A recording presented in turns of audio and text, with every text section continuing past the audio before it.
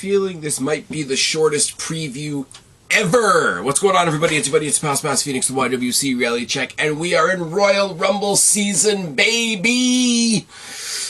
Doesn't work when I do it, does it? Anyways, Royal Rumble. We got 5 matches announced. It's going to be a lot of fun. It's on a Saturday. Still don't know how I feel about the Saturday pay-per-views, but it is what it is. And in this case, it works in my favor because I'm going to Destiny New Beginnings on Sunday. So shout out to Destiny Wrestling and their current champion, Deathwish Aiden Prince. So that's going to be really good. He's taking on Steve Macklin from Impact, and he's not going to lose that title. Just putting that one out there right now. Check it off your Spaz Phoenix bucket list. We've done the Destiny talk. We've done the weird why is it on Sunday, Saturday talk. So let's get into the Royal Rumble. 5 matches.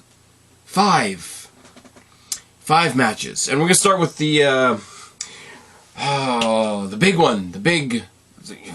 I don't even know what to say. There's nothing I can say in this preview that 100 people haven't said 100 times. Roman Reigns is keeping his championship against Kevin Owens.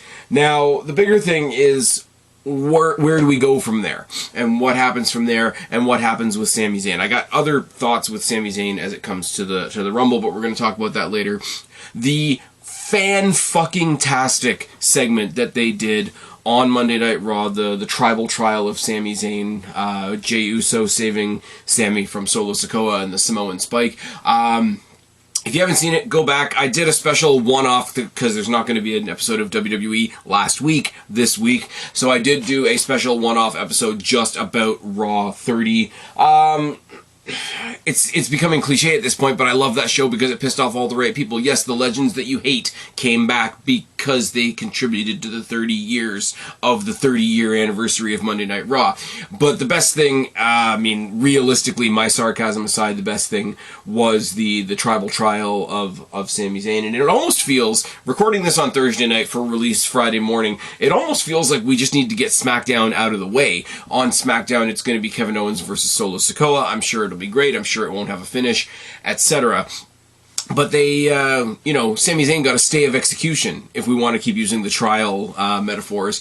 And Roman Reigns said, his final trial was at the Royal Rumble. Now, what does that mean? Does that mean he has to help him win? Does that mean he has to stay out of the way? Does that mean he just has to stay away from Kevin Owens? Does that mean he has to go and make sure nobody wins the Royal Rumble? Whatever the fuck that means. I don't know. But I do know, regardless, Roman Reigns ain't losing his championship. It's just not a thing. We thought they were going to split the tag team championships on Raw 30, and they didn't do that either. As a separate note, I put this out on Twitter, and I'd like to know what you guys think as well. If you want to put a comment section down, put a comment down in the comment section below. I can speak, I swear. Because they have had absolutely seminal reigns with their respective championships, both Roman Reigns and the Usos, when they do lose them, the Tag Team Championships and the WWE Undisputed Universal Championship, when they lose them, is that time to create new belts? Because I do have a separate podcast coming about new and old belts and what I think about them, etc. So I'd really love to know your guys' input on that. Do we get new belts? Does everybody lose at WrestleMania and we go into Raw the next night with everybody having new belts? Remember the one NXT pay-per-view that they did that, where basically after every title match they just introduced the newer versions of the titles and practically the better versions of the titles, etc. I'm rambling on this because Roman Reigns is going to win. There's no way at this point Roman Reigns is not the WWE Universal, intergalactic champion going into WrestleMania. Sami Zayn will get involved, or he won't. Sami Zayn will get turned on, or he won't. I think Sami Zayn sticking with the bloodline all the way till WrestleMania, and then being the one that costs Roman Reigns the title that night, and then he starts his new life on Monday Night Raw the next night. The bloodline go in their own direction Monday Night Raw after WrestleMania. But that's just me. What are we going to do? 2 more matches we got to talk about, and I think they kind of tie into each other. The Bray Wyatt versus LA Knight in the Mountain Dew Pitch Black match, and Bianca Belair versus Alexa Bliss for the Raw Women's Championship. They've both got... They're tied to each other, right? Alexa Bliss, Bray Wyatt, Uncle Howdy, all the spooky wooky stuff that nobody else likes because people are allergic to fun. Speaking specifically about the salty pineapple and the wet duck bread. If you know, you know. If you don't know, don't worry about it. yeah, Alexa Bliss is sort of like acknowledging Uncle Howdy, but like saying like, no, you don't need to worry about Uncle Howdy, you don't need to worry about Bray Wyatt, you don't need to worry about The Fiend, you don't need to worry about anybody but me. I'm gonna like fuck you up. I would really, here's the thing, I would really love to believe that Alexa Bliss, who is drastically underrated, is gonna get her flowers at the Royal Rumble against Bianca Belair, but Bianca Belair is a steamroller. Bianca Belair is now burying people not even on her show, as we saw on Raw 30 when she squashed Sonya Deville, who I'm begging for a push for Sonya Deville. Different story for a different time. I would love to come up here and tell you guys Alexa Bliss is going to walk away with that women's championship and do fucking like a Wyatt 6 goth women's championship. I don't care. Again, it'll piss off all the right people. It's not going to happen. They're going to have Bianca Belair squash her, and I'm going to be really sad. Because I gotta believe Bray Wyatt's winning the Pitch Black match. And I think, as far as the whole Uncle Howdy family thing, one of them's gonna win, one of them's gonna lose. And if I have to trade off Alexa Bliss losing her shot at the women's championship for Bray Wyatt finally having his first match and not getting buried again, because we are in a different realm of WWE these days where stuff like Bray Wyatt can actually be creative and be fun and be a little bit outside the box-like structure, he's gonna win. Now, that doesn't mean that I don't think LA Knight is fucking fantastic. I do think, although I'm a fan of Bray Wyatt, the better part of this feud is LA Knight taking the piss out of Bray Wyatt. It's fucking fantastic. Him having a Legends Open Challenge and then backing down immediately from the American Badass was awesome. Him getting almost chokeslammed but then thrown into his sister Abigail instead as the foil is fantastic. Everybody loves LA Knight, but he's going up against Bray Wyatt, who apparently, this is dirt sheet shit, so don't take it at 100% face value. Apparently Bray Wyatt is listed as the #1 babyface on SmackDown internally, which makes me smile, but it's also like, what the fuck? I mean, it is what it is. We don't know what the Mountain Dew Pitch Black match is. I'm pretty sure it's going to be a hardcore match with the lights out. I said at one point, I think it might have been last week, with the way that they keep hinting at all the different versions of Bray Wyatt, there's a part of me that wonders what they would do with this in like a cinematic fashion, something brilliant like the Firefly Funhouse match with John Cena. But here's the thing, and here's where I have to stifle myself a little bit. The thing that they did with John Cena with the Firefly Funhouse match was awesome and is still underrated to this day. Same with the Boneyard match, but nobody's going to say that because, oh my god, Undertaker's got opinions. Fuck off. But that was those two matches were born out of necessity. And because there was no crowd, it didn't matter where they went. If they did an entirely cinematic match, the live crowd would be pissed, and rightfully so. Me being selfish, watching it at home from the comfort of my home on my television set, I would love to see what they do with a cinematic match with all the different faces of Bray Wyatt, and maybe even including Alexa Bliss or the final reveal of Bo Dallas as Uncle Howdy, etc. But realistically, especially on a Big Four pay-per-view, now that we not only have crowds, but those crowds are filling stadiums, they're not going to do a cinematic thing. So I'm pretty sure it's going to be a hardcore match with dim lights, which is fine, I suppose. LA Knight's not going to get hurt by this either. LA Knight is already awesome. I really want to know how they see LA Knight internally. If they're listing Bray Wyatt as the #1 babyface on SmackDown internally, then you have to believe that they see LA Knight as a heel. But LA Knight's not a heel, guys. He's way too over. It is what it is. Somebody mentioned to me the other day that they would love to see LA Knight versus Mr. Kennedy if Mr. Kennedy ever came back to WWE, and that would be a lot of fun. That's a lot of personality in one ring. Just putting that one out there. So, to review, obviously Roman Reigns is winning the men's championship, the WWE Undisputed Universal Championship over Kevin Owens in some kind of way. Even if Sami Zayn's not involved, which he will be, Roman Reigns ain't losing that championship. Alexa Bliss has to fall so that Bray Wyatt can fly.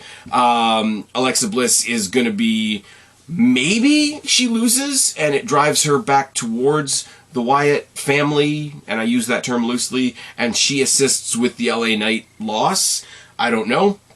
But sadly, I'm predicting Alexa Bliss loses again, because, again, she's rampantly underappreciated, and Bray Wyatt needs the win. He does. I'm a fan of Bray Wyatt. I'm a fan of pretty much anything he does, but he needs a fucking win. He hasn't had a match yet. He's attacked a few people. He's done some pretty cool, like, before they went really weird, when he was first coming back, and he was, like, playing off this weird, shy, timid, anxious, not quite sure of himself thing, doing it way better than Hangman Page, by the way. He's got something going, and I know that sounds super vague and just like I've got blind faith in the guy and his creativity, but guess what? I've kind of got blind faith in the guy and his creativity, so we'll see how that goes. Now, to the 2 Rumble matches, and presumably they're going to top and tail the show with Rumble matches because it's just what makes sense. I really wish that they had held, and I know, again, it's a predictable win. Charlotte Flair would get the win anyways. I understand that, but for the purpose of give Sonya Deville something, they should have kept the Sonya Deville championship shot at Charlotte Flair for the Rumble, because it wouldn't have had to go long. Give them 10 minutes. Let Charlotte Flair is awesome. They're trying to run her as a face, and unfortunately I don't think that's going to work, because how dare she be white, blonde, and successful. But Sonya Deville needs something, and Charlotte Flair gives everybody their best match. Fuck you if you think it's Mercedes Moné. It's Charlotte Flair. Who gave Mercedes Moné her best match? It was Charlotte Flair. Oh, yes. So you take somebody who is, as I say, much like Alexa Bliss, drastically underappreciated, drastically underutilized, like Sonya Deville, who we know can go. That's the other thing. She's got the hardcore MMA gimmick. She just happens to unfortunately be in WWE at the same time as Shayna Baszler and Ronda Rousey. That's really unfortunate. There's nothing anybody can really do about that. But you take somebody who can naturally go, put them in the ring with somebody like Charlotte Flair, even though even though Sonya Deville would be going in as the heel, she'd get cheered because people unreasonably hate Charlotte Flair. So that could have been a thing. I think that's a drastic missed opportunity. But that does lead us into the Women's Royal Rumble. Even though she's not on the list, I definitely predict that Sonya Deville is going to be in the Women's Royal Rumble. There's a lot more room for surprises in the Women's Royal Rumble because they've only got 8 women announced. You've got Emma, Zelina Vega, Shayna Baszler, Raquel Rodriguez, Rhea Ripley, Candice LeRae, and Liv Morgan. Now, Rhea Ripley should win this match. Let's just get that one out of the way right now. Rhea Ripley needs to win this match.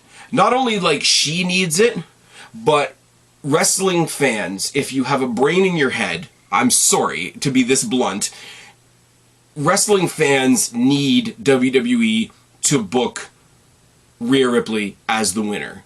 Because wrestling fans need to believe that in the absence of Vince McMahon, Triple H actually has a brain in his head and knows what he's doing. There is no better option. There are people that I like in WWE. There are people that I like in the women's division that I have personal biases towards. Obviously, I would love to see somebody like Shotzi. Check it off your Spaz Phoenix bucket list. It's fine. I would love that. That would be a feel-good moment for me because that's just somebody that I like. It's somebody that I happen to have met before, be that as it may. If they don't give this Royal Rumble to Rhea Ripley, they are fucking morons. That's all I've got. Now, within that, though, you do have some other room to play with. Emma and Zelina Vega are going to do what they do. Raquel Rodriguez, they're building as the other powerhouse, even though they have Rhea Ripley, who will kill her, or should kill her anyway. Raquel Rodriguez is going to go in there. She's going to have some power spots. She's going to be one of those ones that goes in there and gets a lot of illuminations, which is absolutely fine. Shayna Baszler needs to go in there and murk a bunch of people. She needs to go and murk a bunch of people and then get tossed out.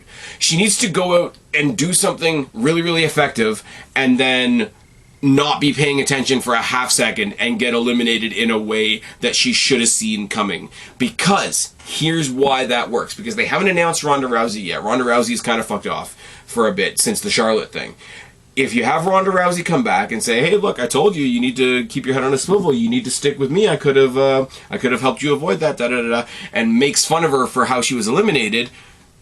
That's when Shayna Baszler snaps. That's when Shayna Baszler tells Ronda Rousey to go fuck herself, and that's how you get Shayna Baszler versus Ronda Rousey at WrestleMania. Moving swiftly on, Candice LeRae can come in there and have some good shit. Like I say, Shayna Baszler is going to build a story. Raquel Rodriguez is going to get a lot of eliminations. The longevity, the Iron Woman spot in this match, they've already kind of hinted at it on SmackDown. The longevity spot, the Iron Woman spot, whatever you want to call it, has to go to Liv Morgan. They've already planted the seeds for that. She already said in one of her promos when she was announcing herself for the Royal Rumble, "I don't care if you put me in at number 1," which means they definitely should put her in at number 1. I'm not saying, again, Liv Morgan is somebody that I really like. I put her in the Shotzi category in the sense of if she won a Rumble at some point, I'd be really happy for her. Same as what I would say for Shotzi, same as I would say for somebody like Zelina Vega or a Shayna Baszler, etc. They are all living in the shadow of Rhea Ripley right now. But Liv Morgan being the Iron Woman and having WWE make the conscious decision to make the Iron Woman and Iron Man of the respective Rumbles mean something, it has to mean something. It has to be something that gets revisited. Because, I'm sorry, like somebody can come in at number 30 and eliminate the last 3 people and win the Rumble. And that is impressive, and that is ultimately, like, luck of the draw. You did win the Rumble, you get to go main event WrestleMania. The person that lasts the longest and the person that eliminates the most people need to be separate stories as well. There should always be, and I know this is like old treaded territory at this point. There needs to be at least, I mean, you can have a story between any 2 people that eliminate each other in the Rumble. You can do the whole thing where somebody gets eliminated and they come back and eliminate the person that eliminated them. That's how you get a story. Rivalries that already exist. We didn't get Bayley versus Becky on Raw. They're gonna brawl in the Rumble at some point, I'm sure. But there's 3 major stories that need to come out of every Rumble. Who won, who eliminated the most people, and who lasted in the match the longest. All 3 of those people need to be recognized. I mean, even if you do something stupid that doesn't entirely make sense, because I know people don't like thrown together tag teams, but let's just say, for an example, Damage Control are the tag team champions right now. If you say the winner of the Rumble gets a shot at whatever champion they want in the main event of WrestleMania, blah, blah, blah, blah. The 2 runners-up are the person that lasted the longest and the person that eliminated the most people. Even if that's 2 people that have nothing to do with each other, say, okay, you guys are basically considered the Royal Rumble runners-up. If you can get along, we're going to give you a shot at the tag titles. That would be awesome. That would also encourage and actually make sense of an old trope where you have faction members or tag team members, etc., in the Rumble that could work together because they actually have a reason to work together. If you have, say, and this would be the guys' Rumble, right? But say Damian Priest comes in at number 1 and Finn Balor comes in at number 15, right? Damian Priest could be the guy that lasts the longest, and Finn Balor could be the guy that eliminates the most people because he's come in when half the field is already exhausted. Now, between the 2 of them, they could then work together to at least make a showing, make a presence in the Royal Rumble, and hey, Judgment Day get another shot at the tag team titles. That could be a thing. They could definitely do that with the Women's Rumble as well. It's a runner-up prize, and it makes the tag team titles look like runner-up prizes. I understand that. That is a flaw. I don't know how you get around that, but I don't know. And then you do Elimination Chamber to fight whoever's whatever championship isn't being fought for, I should say. I'm predicting, and I really, really, really want Rhea Ripley storms through the Rumble, gets the win, goes after Bianca Belair, whips her around the ring by her hair for 15 minutes at WrestleMania, and takes that title back. And pulls it out of these stale doldrums that it's in right now. A lot of people, and I want to give credence to this as well, Rhea Ripley has come up against Charlotte Flair twice and ended up looking not that great twice. So I understand the people that want to say, have Rhea Ripley win and have her go up against Charlotte Flair because she needs that win. Here's the problem with that. Much as I like Rhea Ripley, much as I like Charlotte Flair, that's not a match I need to see again. like, Bianca Belair ain't my favorite person. You guys know that. Athletic as hell. I'll give her all her flowers for that. Athletic as hell. She can do some really cool things. Her gimmick annoys the shit out of me. The hair thing is stupid. And her title reign has been stale as fuck. So, save the title. Have a match that I haven't seen as much, haven't had the chance to get sick of. And because Rhea Ripley is being a petulant child character in this Judgment Day faction, which is absolutely awesome, she would do something like take her outside the ring, tie her friggin' ponytail around the post, and just beat the fuck out of her, with carte blanche. And I want to see something like that because of how high, rightfully or wrongfully, how high a pedestal most people hold Bianca Belair on. To see her absolutely get slapped around like a bitch at WrestleMania would make me smile a whole lot. And why would it make me smile a whole lot? Because, say it with me, say it loud, say it proud, it would piss off all the right people. Oh yes. Rhea Ripley. A bunch of other people in there that need to make really, really good showings of themselves. Shayna Baszler, maybe surprise me. Make it not Raquel Rodriguez, but Shayna Baszler that eliminates the most people. Liv Morgan, give her the Iron Woman spot. It ain't gonna hurt anybody. And then give Rhea Ripley what she deserves. The Men's Rumble has a lot more people announced in it. Kofi Kingston, Santos Escobar, Ricochet, Austin Theory, Seth freaking Rollins. The freaking thing, the fact that it's actually in his name with the quotation marks always kills me. Bobby Lashley, Baron Corbin, Rey Mysterio, Gunther, Cody Rhodes, Omos, Drew McIntyre, Sheamus, Braun Strowman, Karrion Kross, and Dominic Mysterio. Now, there's a couple of stories that are going to go on here as well. You're going to get Dominic and Rey at some point. You're going to get Rey and Karrion Kross at some point, depending on what happens tonight on SmackDown. You're going to get Rey Mysterio in the Judgment Day because of the Dominic Mysterio connection. I would love to see, because they've got the Dominic and Rhea Ripley thing, and because there are rumors that Rhea Ripley wants to be in the Men's Rumble as well, give me a quick minute where there's a face-off between Rey Mysterio and Dominic Mysterio, and Rhea Ripley storms the ring to throw out Rey to help Dominic. That would make me smile a whole bunch. Gunther's going to be in there. They're going to play him up as a giant, even though he's probably going to be in there at the same time as Braun Strowman, who's a lot bigger. Seth Rollins is one of those ones that I would say to win if we didn't already know who's winning. Bobby Lashley is going to get fucked with by Brock Lesnar. Pretty damn sure of it. Ricochet is going to do some fun spots. Santos Escobar is going to do some fun spots. Kofi Kingston might actually get his spot off properly this time. You got a bunch of brawlers in there with Braun Strowman and Sheamus and Drew McIntyre, Karrion Kross, Gunther. So there's a good chance you get a good majority of time in this match where people are just throwing hands, which is going to be a lot of fun. Have I mentioned it? No, I haven't. The obvious winner is Cody Rhodes. And unlike Rhea Ripley, you guys know I'm not the biggest Cody Rhodes fan. The guy was crazy for what he did in Hell in the Cell with Seth Rollins. My hat's off to him. I gotta keep saying it. But he's never been my favorite guy. He was obnoxious in AEW, he's obnoxious in WWE. I don't need to be reminded every 5 minutes who your dad is and the fact that your wife's a different color than you. That's totally unnecessary, and it's obnoxious. Did I mention obnoxious? But at the same time, of course he's winning. Of course he is. For all the reasons that anybody can list off. He's got the comeback story from when he broke his titty bone. He's got the fact that he's the guy. He's the defector from AEW. And behind the scenes, yes, I will say, there's got to be some kind of conversation going on in the back where if we treat Cody Rhodes, if we give him the brass ring, not to piss off Cesaro, but if we give him the brass ring, that may be a beacon for other people that are not being as used as well in AEW. We might be getting Brian Cage soon. That's a thing that might be happening. Brian Cage versus Braun Strowman. How much fun would that be? But yeah, again, it's very much like the Women's Rumble in the sense that you know exactly who's going to win. If it's anybody else, I'll be surprised. A lot of people are saying The Rock's going to show up.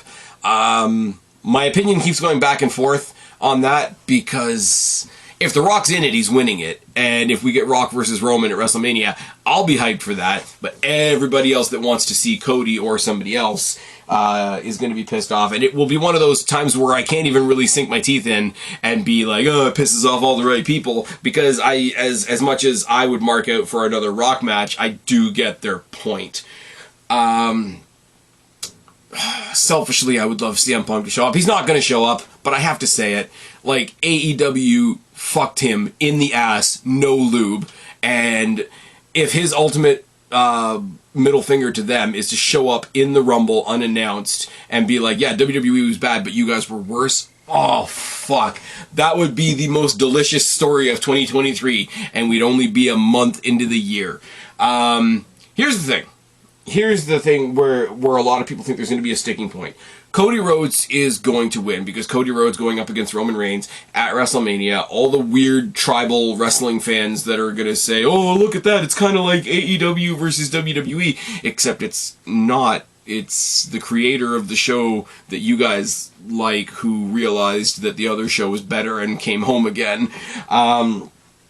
The concern that I've heard from some people, from a lot of podcasters, and especially it's been gone over time and again, if you, like me, spend a lot of time listening to the What Culture Wrestling podcast, is the whole idea of that they have to eliminate Sami Zayn ahead of the Rumble so that nobody's disappointed, so you don't get a situation like Rey Mysterio getting booed because he's not Daniel Bryan, if you remember that a couple years ago. And to that I say, if you're worried that people are going to boo Cody Rhodes because he's not Sami Zayn, and they would rather have Sami Zayn, then why aren't you giving the Rumble to Sami Zayn? I'm sorry, I know Cody Rhodes is a feel-good story. He went to AEW and then he came home again. He went on to the Indies and he came home again. He went and broke his titty bone and came home again, and everybody loves him. Everybody's throating him like he's still in AEW. I get it. I understand.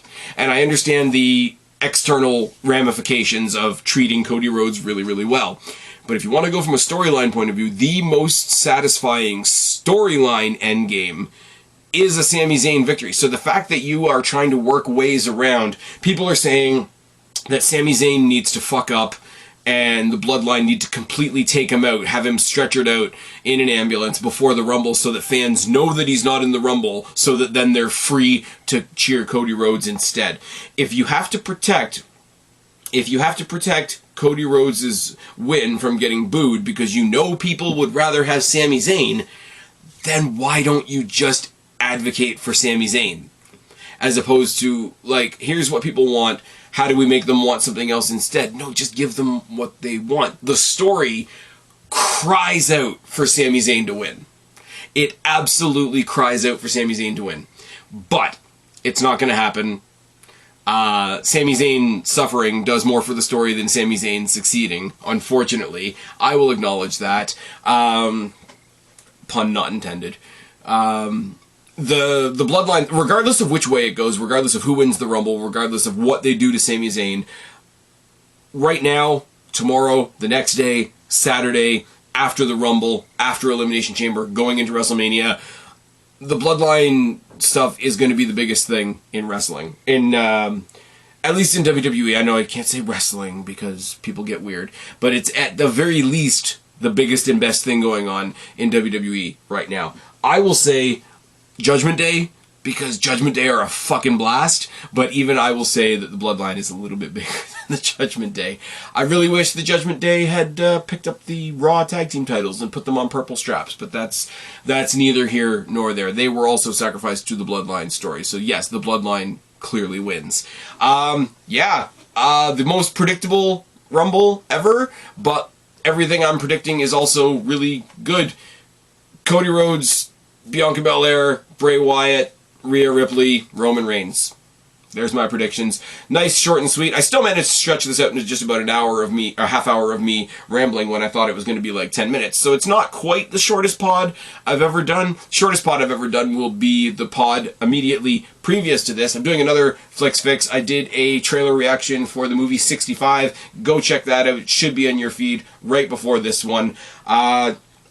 Have a good Royal Rumble. I've been Spaz, your YWC Reality Check. Subscribe up there, talk down there, start a conversation, keep all these conversations going. Don't be a stranger. I will talk to you today, but that's one of you later. But for right now, I am tagging out. Bye, guys.